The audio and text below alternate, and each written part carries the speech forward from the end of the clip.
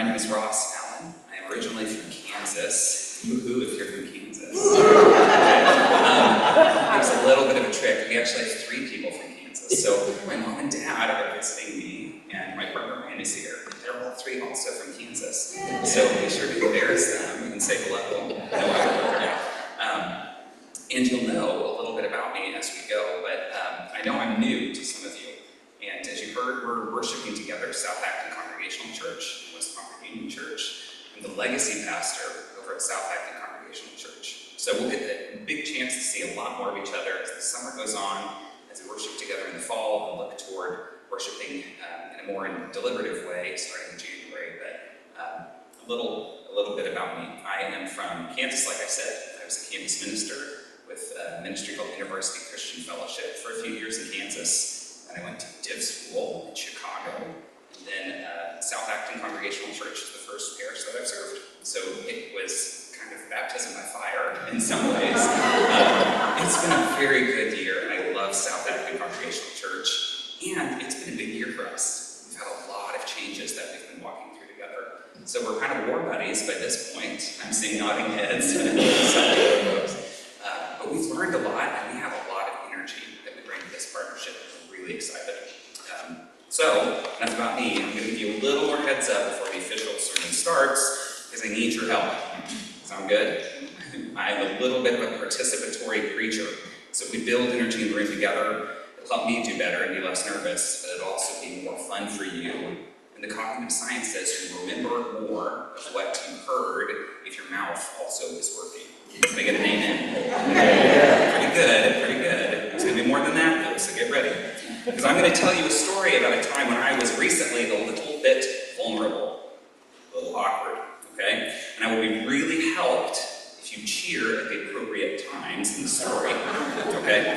Because there's going to be a big reveal, and you'll know it's going to be the big reveal because I will literally drop the hint. I will say, hint, hint, big reveal coming, and you'll know it's coming, okay? I'm also going to ask you to cheer again when I say the name of your home congregation.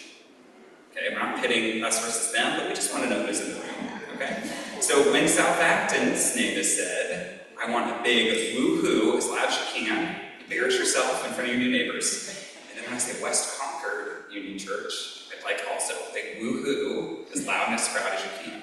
Okay? So we're going to practice now, both for the big reveal, but then also for the name drops for your congregations. Okay? All together, loudest and proudest as you can, give me your big woo-hoo or woo-hoo. That was actually really good. I expected to be the build-up.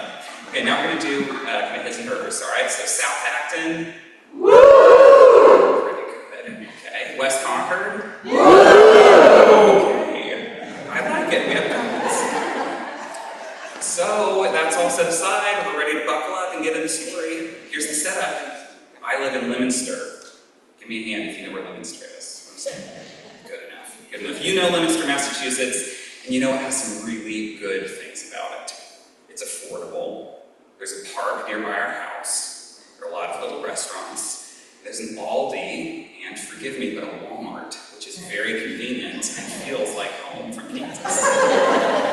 There are some things it doesn't have, though. It doesn't have a lot of 30-somethings.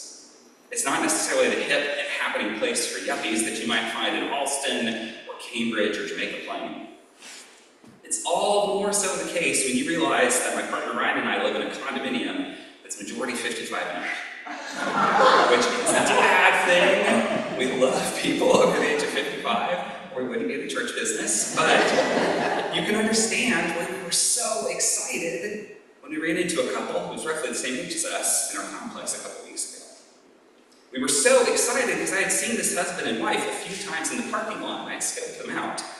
You also don't belong here, just like I don't belong. So when I ran into them in the mailroom, I just had to say hello. I could hardly contain myself.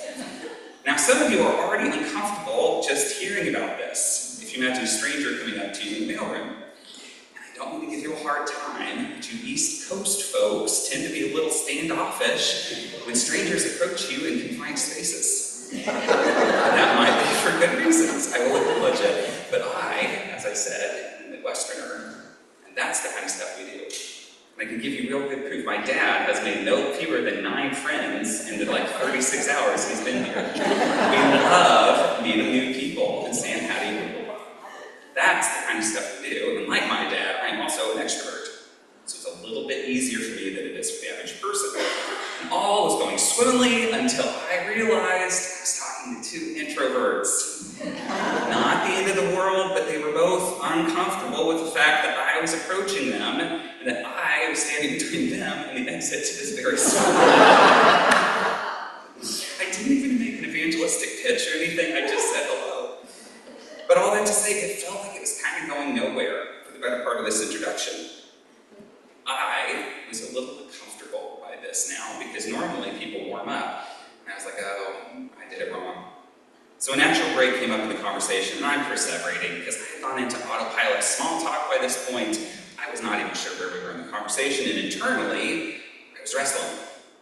Do I ask for an email address? Is that weird? Is it going to go even worse than it's already going? And while I was perseverating back and forth against all these long odds, the husband interrupts me and says, hey, I put us in a group text. We might like to hang out sometime.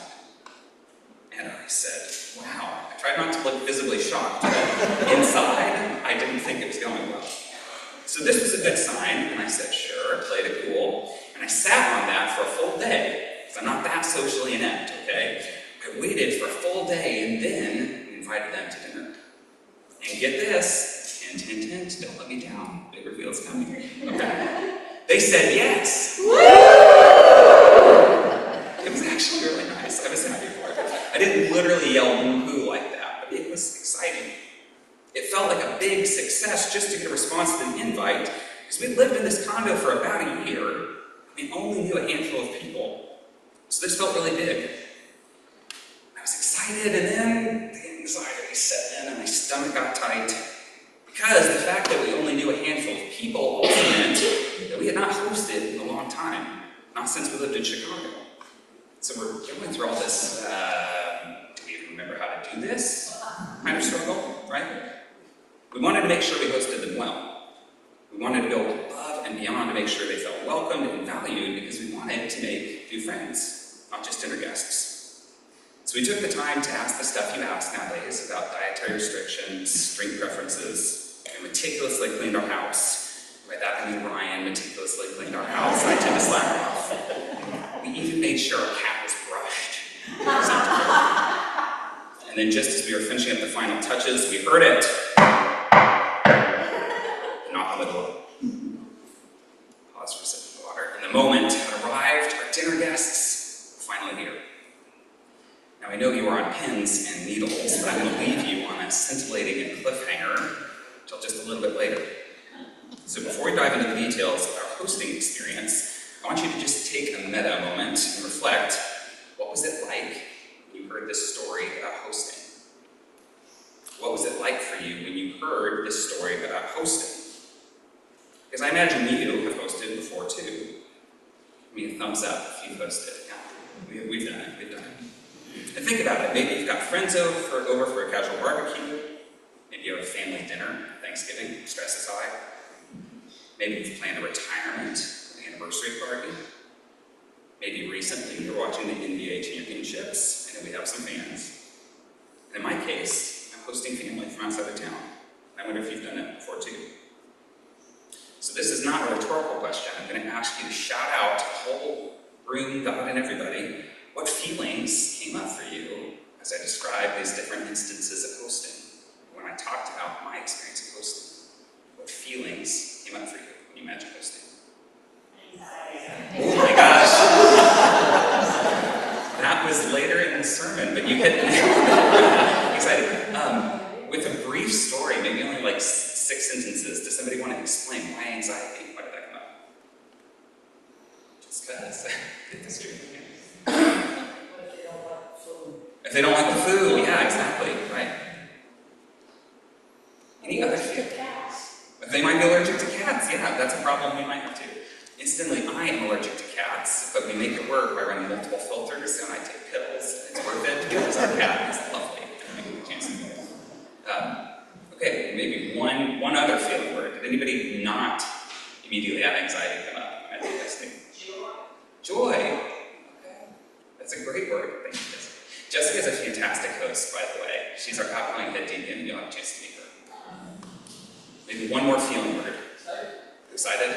Relief. Relief. Okay. All the preparations done. All the preparations done. We're finally here. So we have a kind of mixed bag of emotions as we imagine hosting, right? There's excitement, anxiety, trepidation, relief, joy, all at once. Because we have these questions that come up when we think about bringing somebody into our home. Is everything going to go smooth? Are guests feel comfortable and at ease? Are they going to like us and appreciate our home and our lifestyle? Are they going to think it smells weird and the furniture is outdated, right? These are awkward questions that swirl around us, and yet we stick with it. We continue hosting people and putting ourselves through this drama. So why do we do that? Why do we put ourselves through this torture? Well, I think it's that word that came up earlier. I think underneath the nerves, there's a kind of deep-seated joy that comes when we can host well, because hosting, especially good hosting, leads to lasting friendship. Good hosting leads to lasting friendship. When hosting goes well, there's satisfaction for everybody involved. Imagine now the guest's face light up when they take that first bite of your signature meal that you prepared for them. If you're at my mom and dad's place back in Kansas, that's going to be smoked pork loin, rice pilaf, and Caesar salad. And maybe peach cobbler if you were nice to my mom. And your think about the warmth that can fill the room when laughter and conversation just kind of freely flow and you don't have to force anything. Think of that sense of pride that comes from creating a really welcoming atmosphere. And think about all of this packaged up in the connection that leads you to invite them back a second time. When it works well, the way that hosting allows us to extend hospitality is great, isn't it? We host, yes, because we love sharing food and good conversation, but I think deeper than that, we host because it allows us to share ourselves. It allows us to share through a degree of vulnerability about ourselves. Good hosting leads to lasting friendship, precisely because of that exposure, hopefully a safe degree of exposure that's involved in bringing somebody else into your domestic sphere, if only temporarily. And that's true in the text that we come to today. Because you have to remember, in the historical context of the Middle East during Abraham's time, hospitality played a really significant role in just basic survival. Again, it's a desert environment. People don't have the camelback hydro packs that I imagine Tom and people like that take out in the desert when they go hike, right? If you're traveling along, you're hopping from cistern or oasis, one to the next, just trying to survive with whatever you can carry along in a bladder made out of animal skin.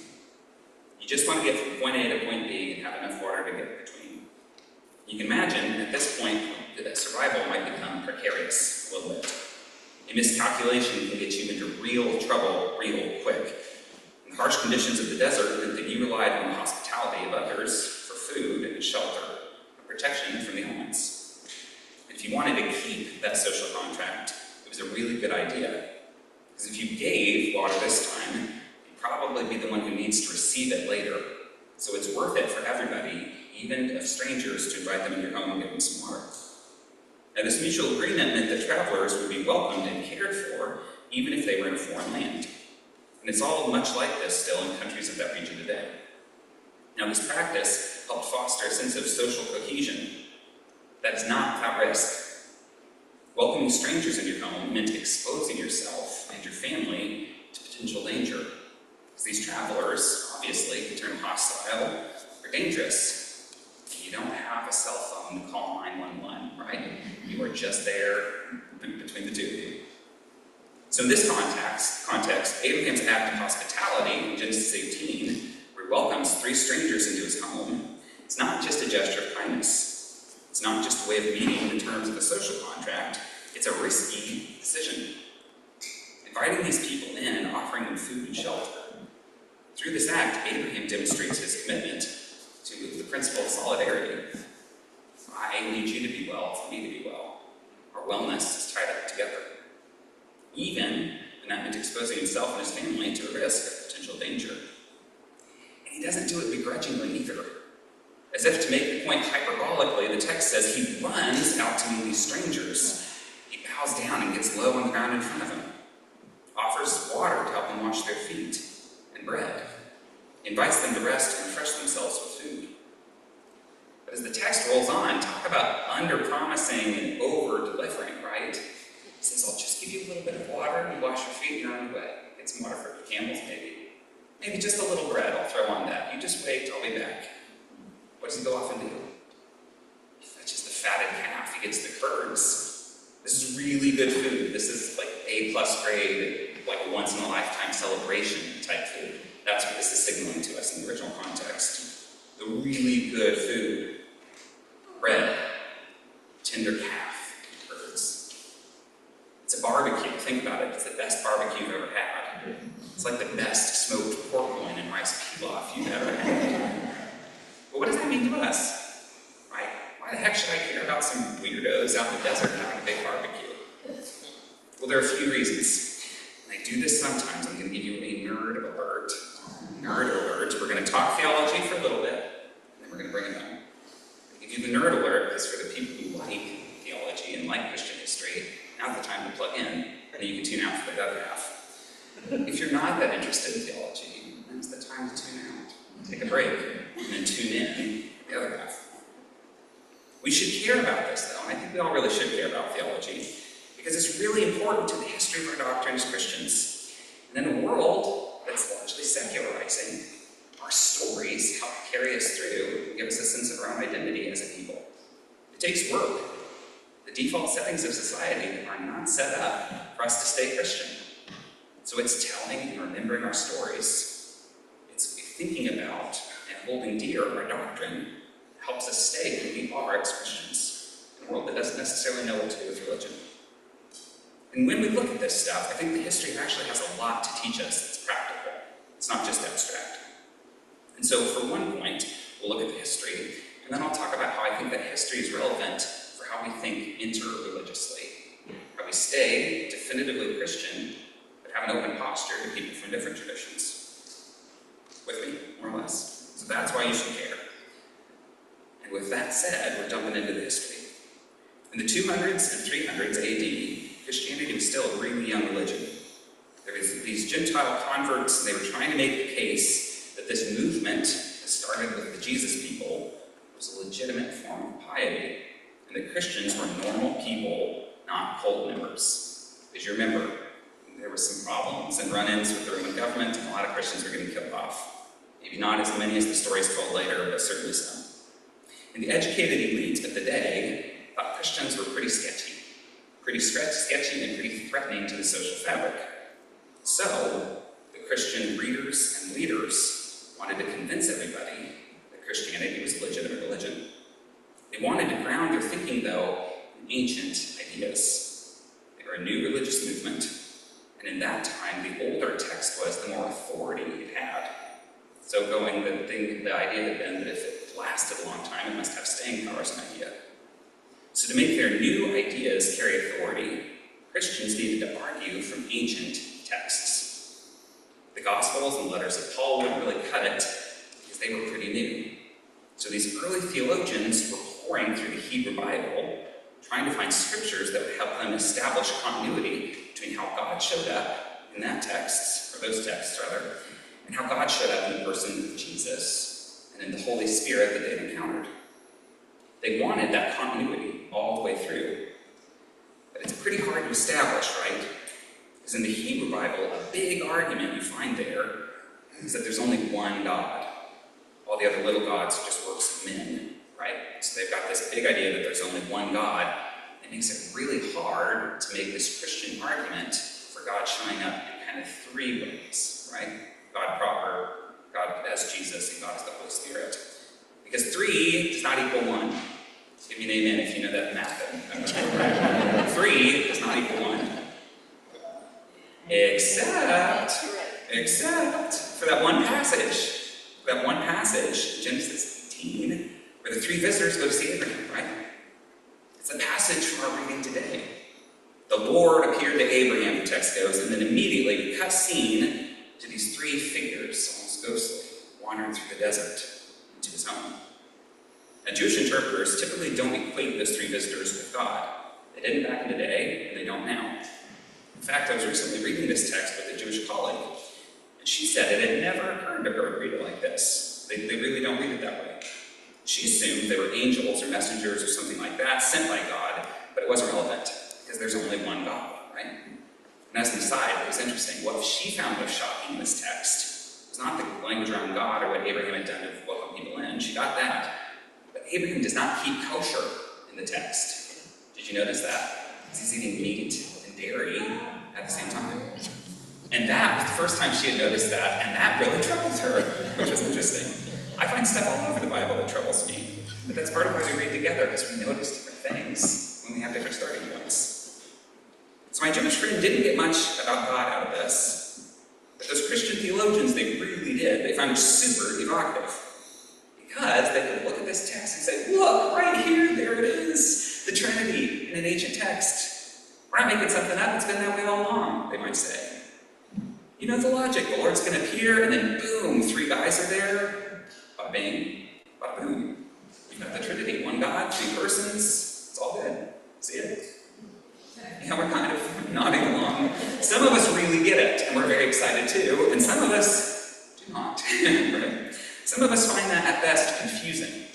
But it's important at least to know that this association has been there for a very long time. Some really heavyweight theologians like Augustine of Hippo and John Chrysostom who helped make a lot of other ideas that help Christianity be what it is. They really loved this story, and they really saw it as a grounding place for talking about the Trinity in the Hebrew Bible. Early and medieval Christians also looked at this text, and it was really definitive for some arguments about how Christians relate to people from other religions, most specifically Jews and Muslims. This was a really hard question back in the day. I won't go into the specific debates, but they had a big question about, do Christians and Jews have the same God? Or was there a hard break with Jesus and now we've got our own God and everybody else is worshiping the devil? Kind of harsh, right? A harsh way to say it. But questions like that have come up. Back then, and maybe for some people, even today, they do. I was reminded of reading this text with my Jewish friend, how important it is to realize our starting point, at least be able to talk about our starting point when we come to the text.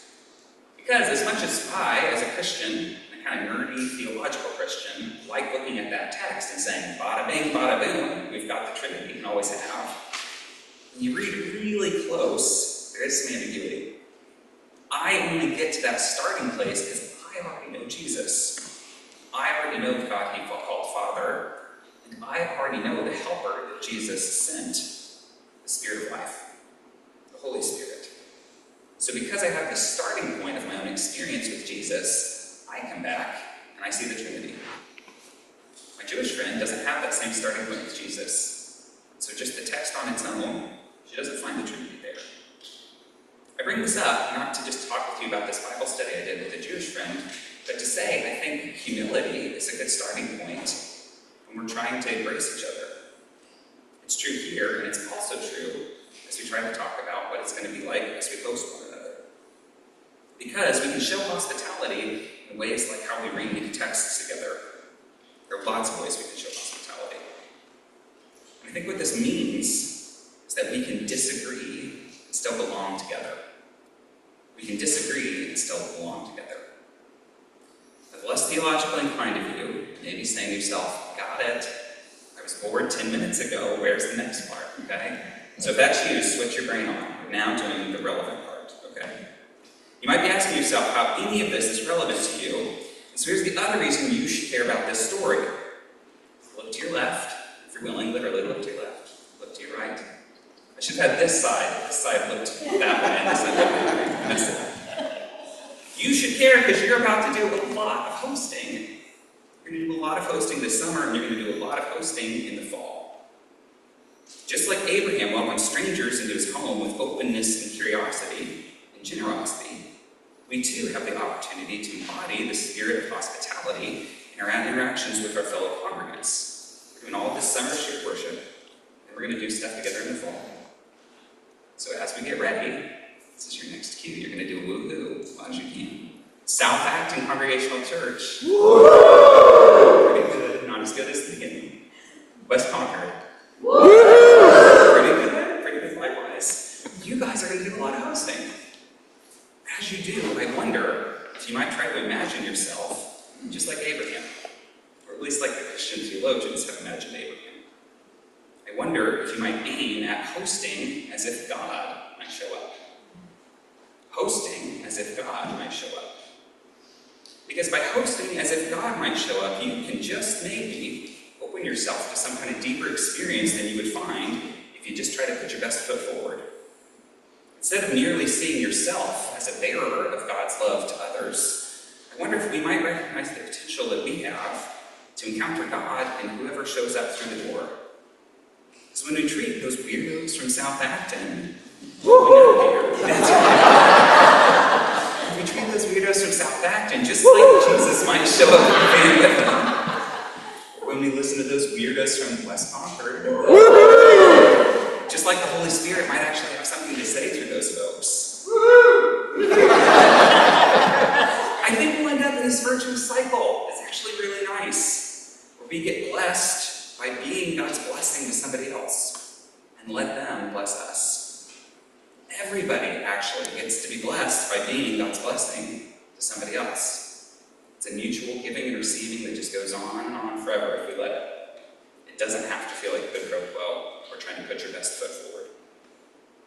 And for some of us, this will be a shift in perspective, because when we think about hosting, the first word in unison for a few of us, anxiety. Anxiety. And I know that in myself too.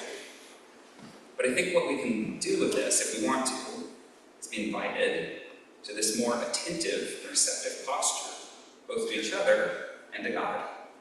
And specifically how God might be sharing with us through these weirdos that show up. Especially through these unexpected weirdos who show up in the story. Because again, 3 strangers in the desert were kind of weirdos. But that's where God is at.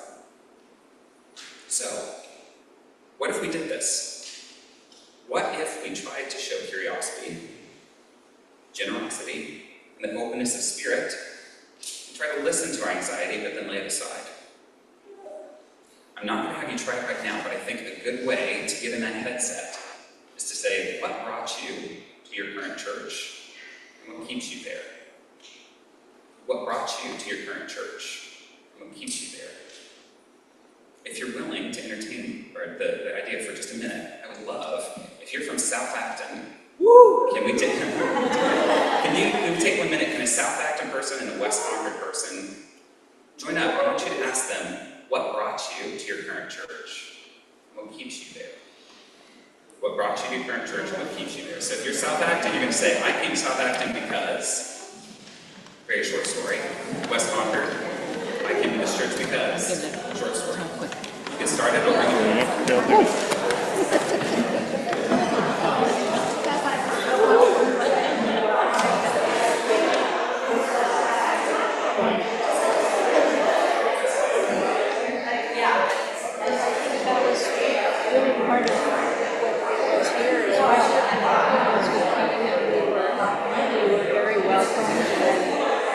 Very included, and this is my husband David.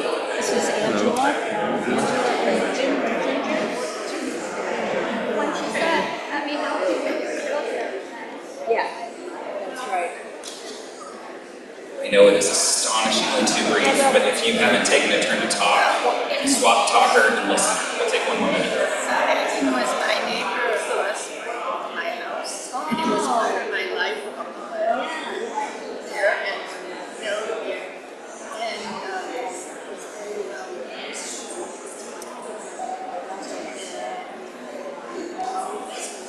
How about you, Matt? When did you come here? West Concord Union Church is the polar opposite of the UCC Church in Concord. South Acton, Yeah, and it was, and when I walked in, John Hudson said, "Welcome to our open and affirming church," and that was 23 years ago, right after the vote. So it was, yeah, so it was like the space and the involvement. Yeah, it was good. We had also gone to a Congregational church in Acton. It was more formal and more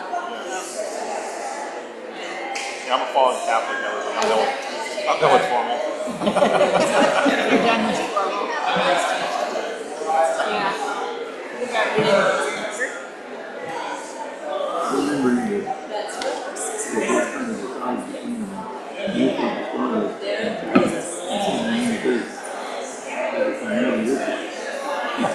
You're a good husband. and then it really became serious, particularly